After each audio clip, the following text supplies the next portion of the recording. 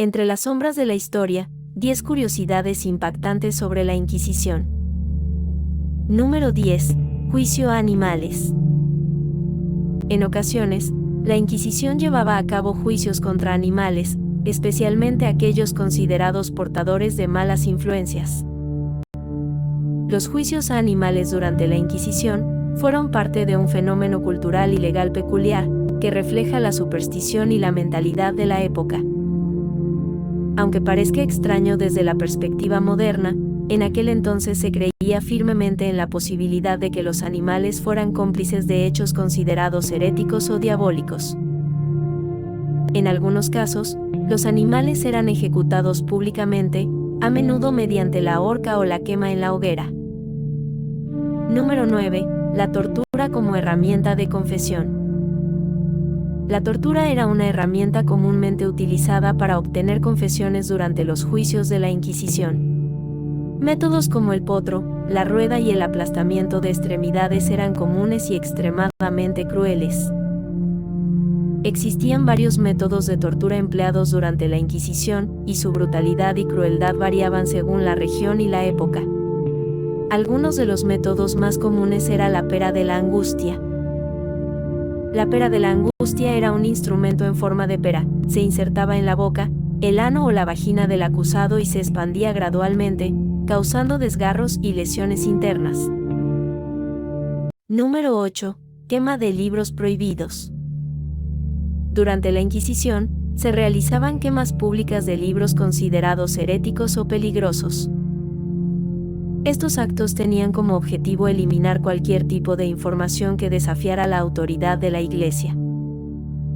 La quema de libros prohibidos fue una práctica común llevada a cabo por la Iglesia y las autoridades civiles con el objetivo de eliminar cualquier material considerado herético, subversivo o contrario a la ortodoxia religiosa o política.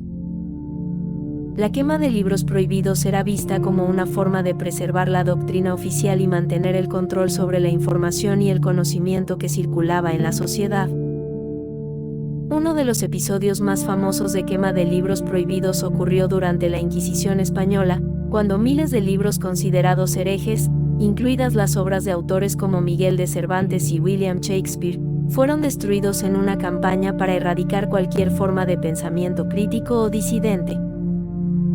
Número 7. Castigo a los herejes en efigie.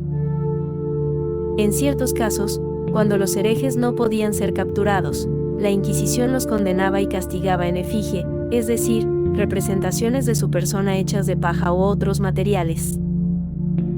La palabra efigie se refiere a una representación o imagen de una persona, y en este contexto, se utilizaba para crear una figura que representara al hereje o al enemigo de la fe. El castigo a los herejes en efigie era una forma de control social y represión ideológica, utilizada durante la Inquisición y otros periodos de la historia para mantener la ortodoxia religiosa y política, y así castigar simbólicamente a aquellos que se consideraban enemigos de la fe o del Estado. Número 6. Falsas confesiones bajo tortura. Muchas confesiones obtenidas bajo tortura durante la Inquisición eran falsas, ya que las víctimas estaban dispuestas a decir cualquier cosa para detener su sufrimiento.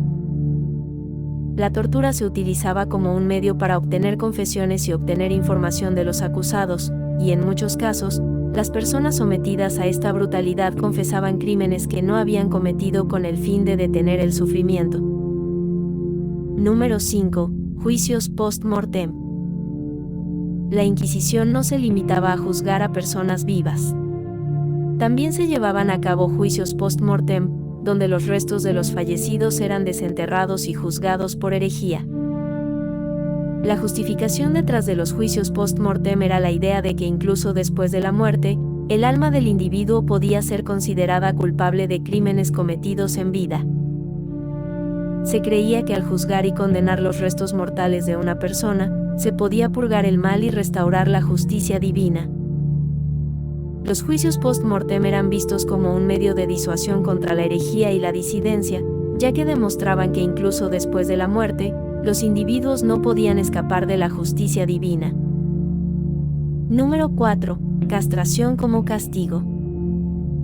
En algunos casos extremos, Los condenados por herejía eran castrados como castigo adicional, lo que además de causarles un gran sufrimiento físico, les impedía tener descendencia.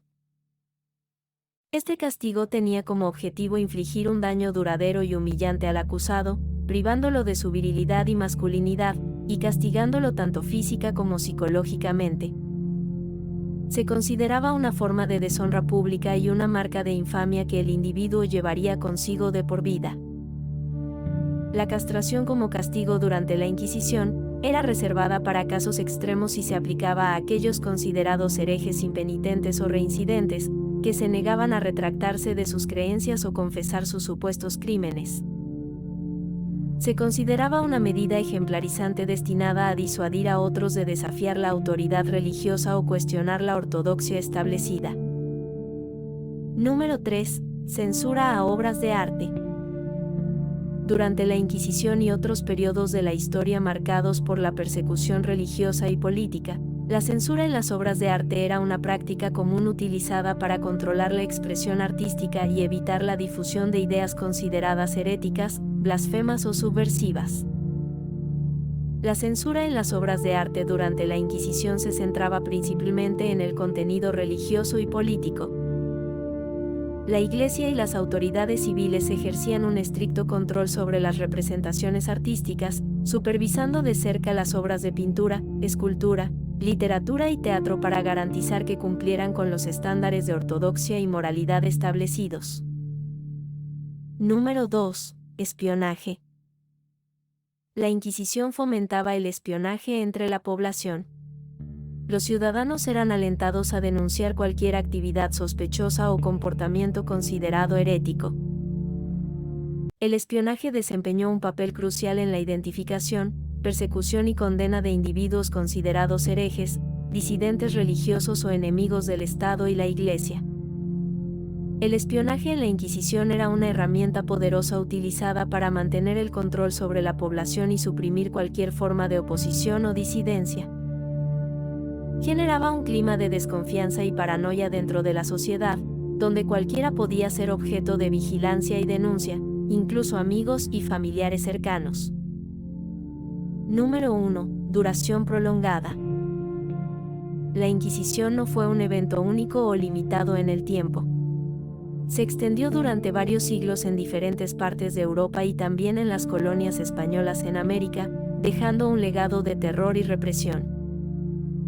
Originalmente destinada a combatir la herejía y preservar la ortodoxia católica, la Inquisición se prolongó durante varios siglos y tuvo una influencia significativa en la vida política, social y religiosa de Europa y sus colonias.